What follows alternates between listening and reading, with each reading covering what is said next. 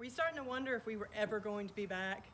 Well, we are, finally. Unfortunately, not with the cheese video, but we're here with something that we dealt with recently, which is pregnancy toxemia in one of our goats. This right here is a quad that we just had. She's one of 4. Unfortunately, 3 were boys, and this is our only little girl out of it. But I realize it's really important for everybody to be able to recognize those symptoms and know how to treat it.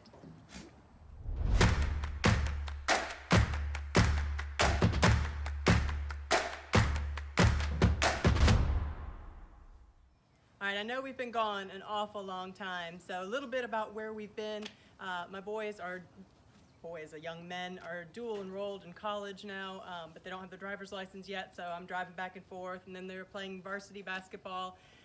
And now we were a little late with kidding season this year, a little later than usual, but with everything that's going on in the world, we are selling out of milk. So I don't have any milk to do cheese videos, but eventually this will pass and we'll be there and we'll be back with more cheese videos. But first I want to talk about pregnancy toxemia a little bit. We've introduced you to Evelyn before. Evelyn, she's napping over there. I noticed, well, she's had triplets the last couple of years, and I noticed this year that she was just getting bigger faster than usual. And so I was starting to get concerned that she was having quads this year. And about a month out of her kidding, I started noticing that her feet were getting swollen. You could tell just right above the hoof, you could see the pink of the skin starting to swell there. And I'd been through this before with some goats having higher multiples and kind of knew what I was looking at.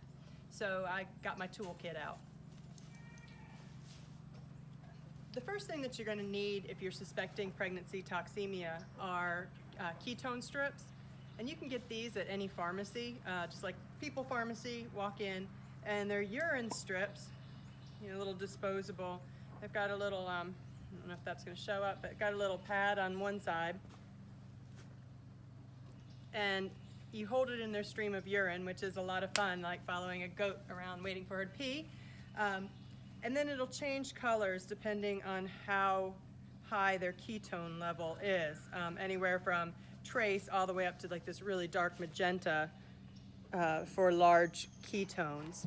Now, you probably heard the word ketone in like diet related, ketogenics and all that kind of stuff, and the ketone diet. That's all very well and good for people, not so good for pregnant goats, because what happens then is their body starts to burn its own body tissue. They can't eat enough to support themselves and the pregnancy. There's just not enough room in there. So they're eating smaller meals, then their bodies are burning their own body tissue. That's causing those ketones to build up in their system, which makes them feel sick, which makes them eat even less, and it's like this vicious cycle. So when you start to notice them, swollen feet, starting to go off food, not eating as much, it's time to kick into business.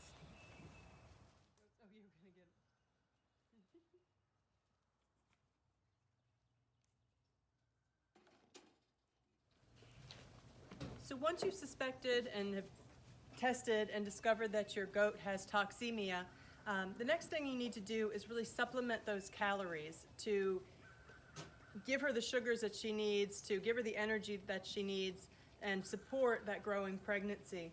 And I've got a few things that I usually do to do that. First, if they just have low levels of those ketones, trace amounts, I'm going to start adding more grain to their diet, maybe add more smaller meals throughout the day because they can't eat all that much in one meal. Then you can add a little bit of sugars in the form of Karo syrup or molasses. Molasses water is always good, like warm water mixed with the molasses. If that's holding things steady, that's probably all that you need. But if they continue to get worse and those levels continue to go up, you're going to have to be a little more aggressive with your strategy on it. So from there, if the just plain sugars and extra feed aren't doing the trick, the next step is really to go to propylene glycol. And a lot of people are really against this. You're going to read things, oh, it's one step away from antifreeze and you're giving your animal antifreeze. It's not. It's very similar in molecular structure, I guess. It's a different thing, and in fact, you can look in a lot of products for human beings, for us, and it's got propylene glycol in it. So this is not something that's toxic. Now it does taste awful. Like they absolutely hate it, and I hate trying to shove it down their throats. But one of the nice things about propylene glycol, instead of just sugars, you're always running the risk with plain sugars of getting acidosis, which is the buildup of acid in their rumens, which again is going to kill off those rumen bugs, make them feel sick, can make them go off feed, and that's the last thing that you want. So you've really got to monitor and limit the amount of sugar that you give them. The propylene glycol is not going to cause that acidosis of the rumen. And it's also, I've read, and I'm going to paraphrase how this works, but the propylene glycol actually binds to the ketones in the system and helps to remove the ketones from the system. So like with a sugar, you're just going to be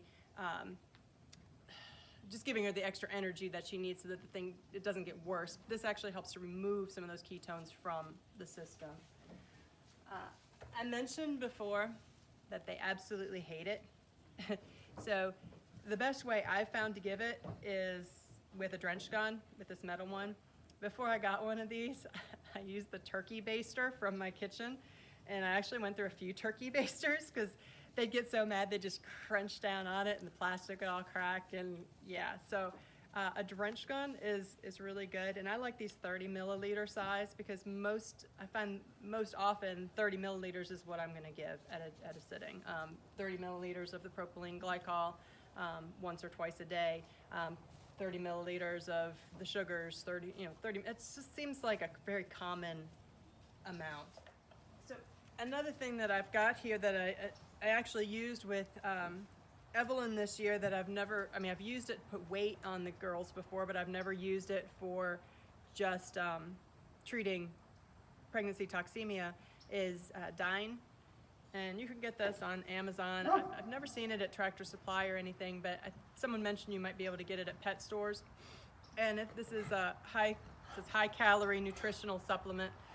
Once they get used to this stuff, they will like mow you over for it. So you might have to drench it the first few times. After that, like, they love it. It's kind of like vanilla caramel scented. Actually, it smells pretty good. Now, I believe that this also has some propylene glycol in it as well. I'm not finding the ingredients on here. Yeah, it's like soybean oil, sugar, water, dried egg whites, propylene glycol, vanilla flavors. So just a lot of high energy stuff. Again, just trying to supplement and keep them going. Excuse the dogs playing in the background. That's what the growling is. Now, the only way to cure pregnancy toxemia is for them to deliver. And as you know, most full-size dairy goats, they go about 150 days is considered full term. Really 140 days is about the bare bottom where these things are going to survive, even have a chance. So there's a big balancing act of getting them to that point where it's safe to induce them and get the kids here so that mom is safe and the kids are safe. And that's something that you're going to have to judge for yourself. I mean, in your situation, is the mom going to make it? Is it worth potentially losing the kids, or is it worth losing the mom? And that's probably the hardest thing about this. So in retrospect with Evelyn, I probably could have induced her a day, maybe even 2 days sooner. I induced her to kid at day 145, and her kids were plenty big and were in great shape. None of them had any trouble. Unfortunately, I say none of them had any trouble. We did lose one overnight the first night. I don't know why.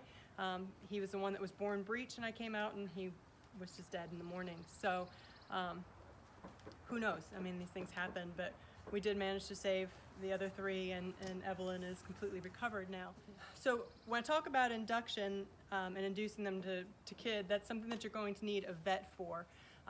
The hormones that you need to do it are prescription. So my vet prescribes them for me, so I have them on hand.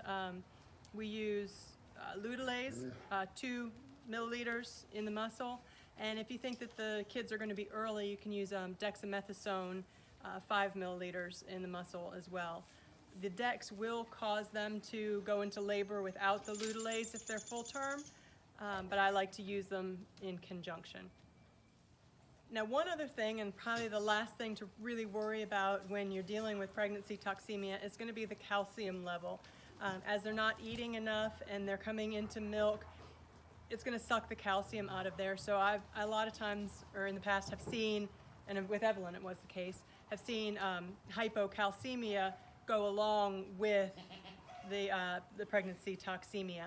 So a couple ways that you can treat that are with like an MFO solution. I'm trying to think, YMPK, I think, or CMPK, there you go, is a drench that you can give them.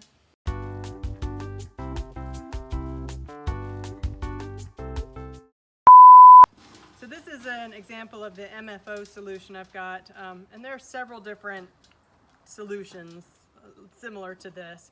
This I would just drench 30 milliliters orally on it. And now I'm not a vet, so contact your vet, do your own research. I'm just telling you what I do. But this will help. But also it's got the magnesium, the phosphorus, and let's see, this one's got some dextrose and potassium in it as well. Then if you really feel like she's crashed out with hypocalcemia afterward, this is from Tractor Supply. It's inexpensive, calcium gluconate. This you give subcutaneously, and it'll give them a real quick jolt of calcium. Couple of things might give you a heads up that you do have low calcium without having to do a blood test are if they're in labor and having sluggish labor, it's taking a long time, they're not really wanting to push, real sluggish. I think I should start that over. You put that in the end, aren't you? Maybe.